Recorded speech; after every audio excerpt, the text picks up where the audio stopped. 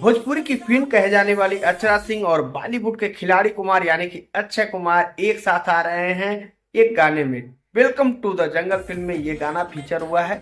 इसमें अक्षरा सिंह ने गजब की परफॉर्मेंस दी है। लेकिन जो इसके सिंगर हैं उनको या जो भी मेकर्स हैं उनको ये सोचना चाहिए था कि कैसा सिंगर लेकर के आए हैं, क्या गाया है।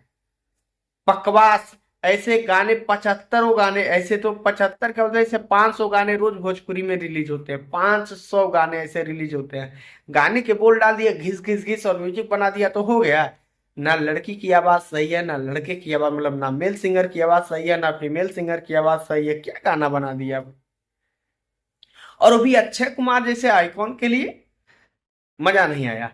वीडियो अच्छा है, हम वीडियो की बात नहीं करें, म्यूजिक भी अच्छा है, म्यूजिक भी जबरदस्त है। लेकिन जो गायकी है उसमें वो पसंद नहीं आई, बिल्कुल भी पसंद नहीं आई। आलोक कुमार बैठे हुए हैं, उदित नारायण बैठे हुए हैं, उनसे गवाओ ना, कल्पना से गवाओ।